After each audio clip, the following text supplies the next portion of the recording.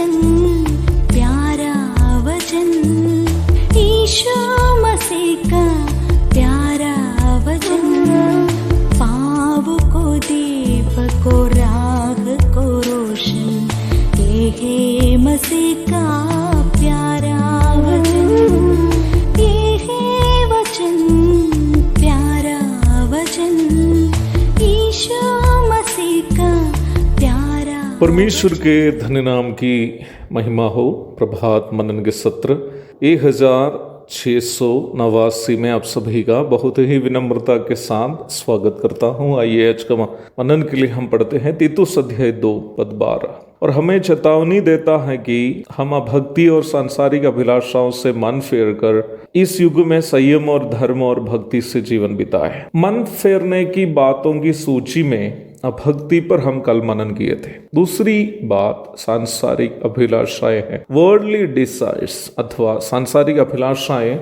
संसार के पापों के प्रति हमारी देह की चाहत को दर्शाती है। पाप मनुष्य के शरीर में उस समय से है जब वो अपनी माँ के पेट में है। भजन 51 की 5, साम्स 51 वर्स 5। पाप का आकर्षण संसार के पापों की ओर है। मनुष्य शरीर में वास करने वाला पाप मनुष्य को संसार के पापों की ओर खींचता है। पापों की ओर मनुष्य के शरीर को खींचने वाली उस ताकत को ही हम अभिलाषा कह सकते हैं। पाप की परिभाषा खास करके बाइबल में 2 प्रकार दी गई है। पाप एक अवस्था है जो मनुष्य को भलाई अर्थात परमेश्वर की इच्छानुसार के काम करने से रोकता है। रोमी अध्याय 7 पद 19 और 20।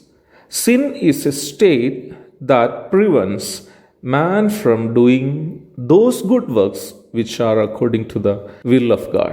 पाप एक क्रिया है अथवा कर्म है। पाप की दूसरी परिभाषा है, पाप एक क्रिया अथवा कर्म है जो अभिलाषा के परिणाम स्वरूप, नतीजा स्वरूप मनुष्य कर बैठता है। याकूब अध्याय 1 पद 15।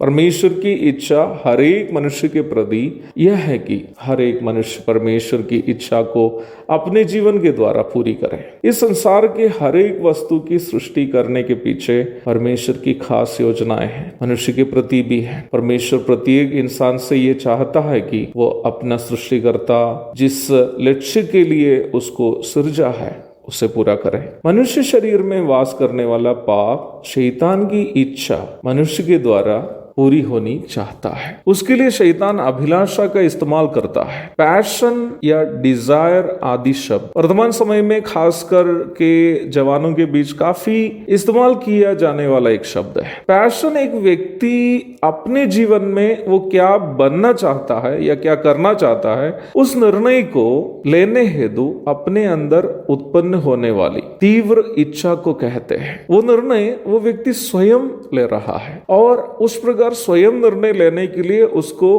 प्रोत्साहन करने वाली तीव्र इच्छा को पैशन अथवा डिजायर कह सकते हैं। पाप से प्रदूषित शरीर की समस्या यह है कि अक्सर इस तीव्र इच्छा उत्पन्न होने हेतु पाप ही शरीर को प्रभावित करता है। जरूरी नहीं है कि हमारी अभिलाषाएं हमेशा हमें उन पापों की ओर धकेलती है जिसे हम सार्वजनिक रूप में पाप समझते हैं। उदाहरण स्वरूप बोलूं तो मेरी तीव्र इच्छा या पैशन ये था कि विदेश में जाकर नौकरी करूं और मेरे परिवार की आर्थिक स्थिति को सुधारूं। मेरी वो सोच या चाहत सांसारिक परिप्रेक्ष्य में कभी भी पाप नहीं है, क्योंकि नौकरी करके कमाने की इच्छा करनी कैसे पाप बन सकता है? कभी नहीं। परंतु मेरी इच्छा की समस्या यह थी कि परमेश्वर की इच्छा मेरे बारे में वो नहीं थी। परमेश्वर की इच्छा मेरे बारे में यह थी कि मैं बिहार में रहकर प्रभु की सेवा करूं। अगर मैं जिसके लिए पढ़ाई की थी उसके अनुसार एक मेडिकल टेक्नीशियन बनकर विदेश के कोई अस्पताल में काम करता